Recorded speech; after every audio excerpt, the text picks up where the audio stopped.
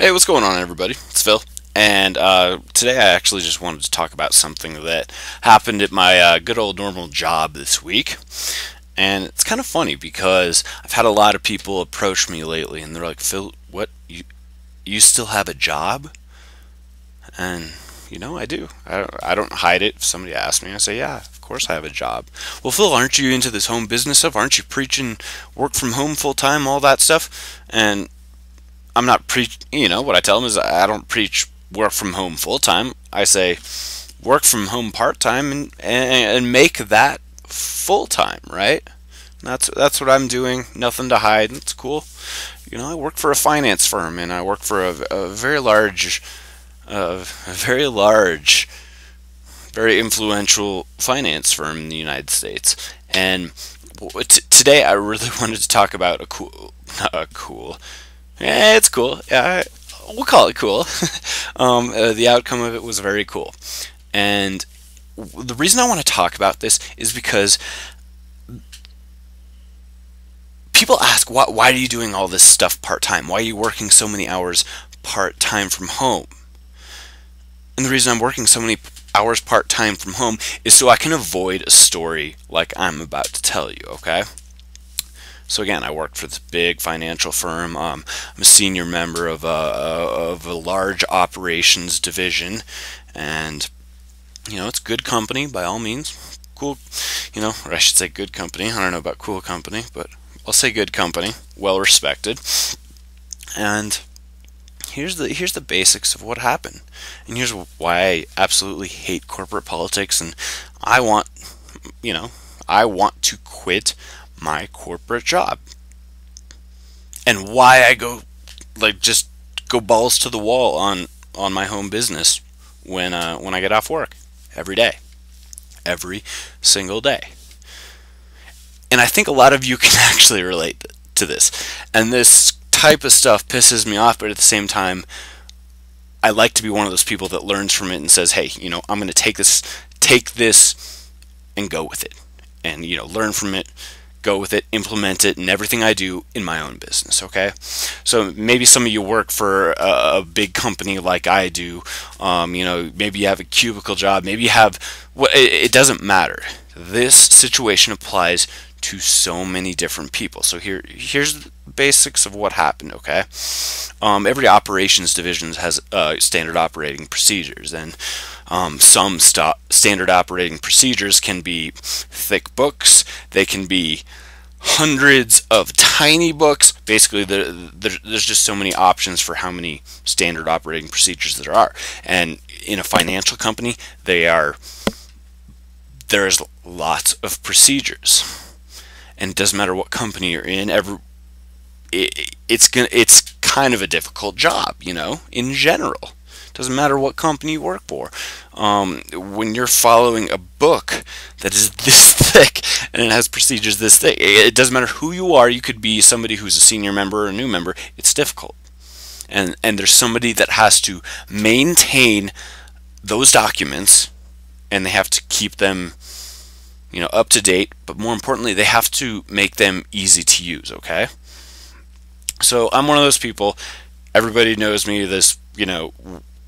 Whatever, like in the company I work for, in my home business, in my life, they know that I call out everybody for things that are done wrong.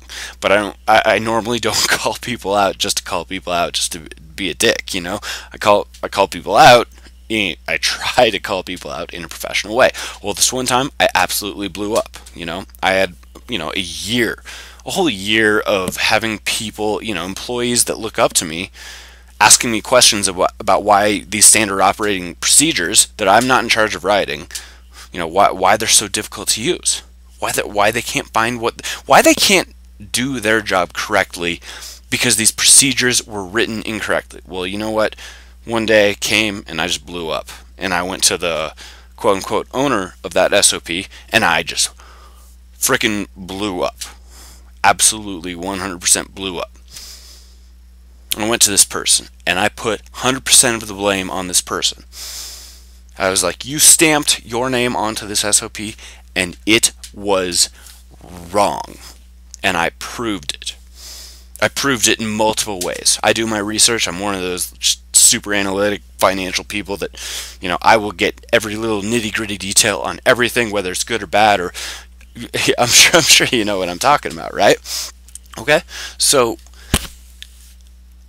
after all of this happens, and I'm one of those people, I go directly to whoever's the authority, whoever's the, I go to the vice president of the company, and we're talking a big company, so everybody knows when I make a complaint because it goes all the way up. And the cool part is the people that are those leaders, people that are the true leaders in whatever company it is. It could be a small company, medium company, huge company. The leaders, they respect the people that raise their voices. And not only do they respect the people that raise their voices, they actually almost reward those people. So me, I thought I was in trouble. I was like, oh man, I really blew up, and am I going to get fired or whatever, So we set up, I personally set up this meeting with like a few VPs and blah, blah, blah. And I straight up tell my story. All I do is say my story. Keyword story. I said, you know what? This is what has happened over the past year. This is the domino effect of some poor decisions made by other people who created these SOPs, And I didn't necessarily call one person in particular out. I just said, this is what happens when this thing goes wrong, right? And you know what? A few things happened. One, we set up a series of meetings to fix the problem, so that going forward, it wasn't a problem. And those problems in those meetings, we fixed. Second of all, those people that were higher in the ranks, the VPs, and even like some senior vice presidents and people that probably wouldn't, care a darn about a low guy in operations like me, they said thanks. They had personally called me up. One of them actually visited my desk and said, thank you.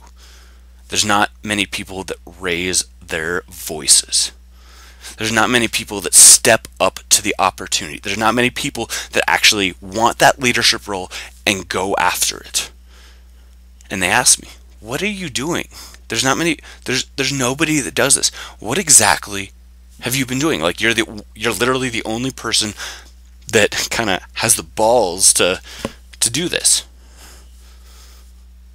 And I said, hey, you know what? I run my own home business, and I don't take any excuses in my own business. I absolutely take zero excuses, because if I don't change and I don't, if there's a problem and I don't confront it, then nothing happens. If I'm not the person that takes action, then nothing will happen. And I want you to think about this, because I'm telling you this stuff for a reason, not just to, whatever, not just to tell you how awesome I am. This has nothing to do with that. This story, I know something like this has happened to you at some time in your life, where you stood up and you said, hey, this isn't right. And there are people that said, oh, you shouldn't do that. Don't do it. Don't do that. You could get in trouble. But then, once you did it, it had an effect. And it could have been one of those effects where maybe you got fired. Hey, that stinks. Or you were literally like rewarded, or people were thanking you for it. And if you were one of those people that got fired or whatever for that, as you're listening to this, do you look back at that experience and do you regret what you did? I bet you don't. I totally bet you don't. Because you believe in yourself. You believe that you can make big changes by pointing out small things and and straight up taking action, making the difference. You, just you. It takes one person to completely change everything.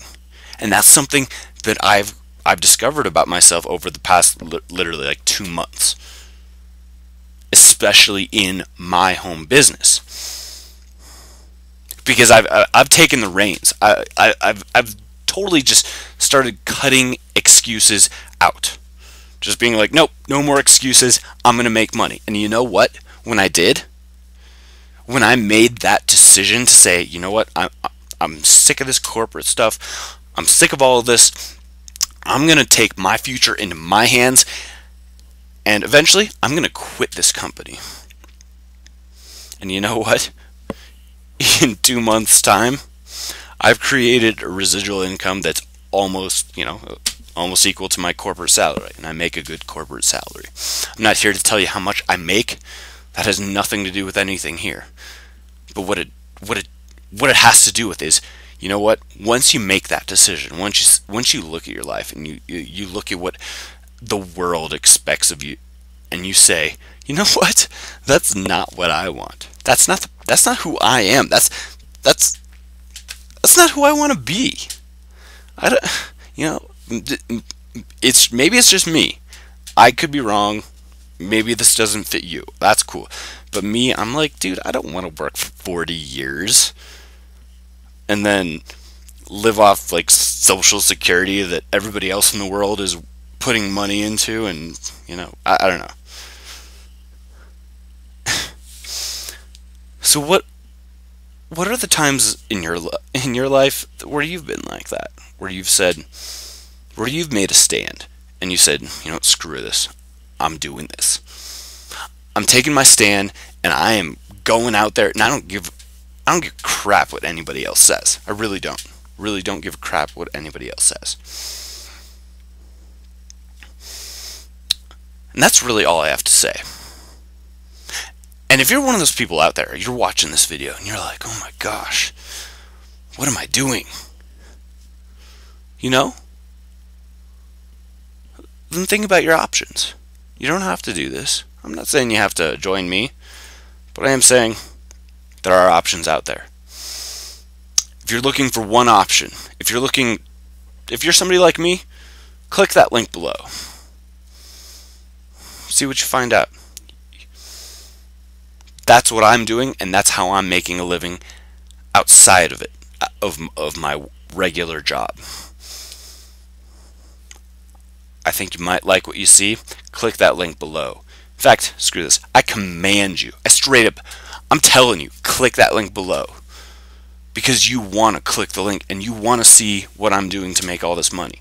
You've seen everything I've been posting on Facebook. You've seen everything, and you're tired of all the crap that you've been living with in life. Click that link, and we'll be talking soon. Peace out, Phil.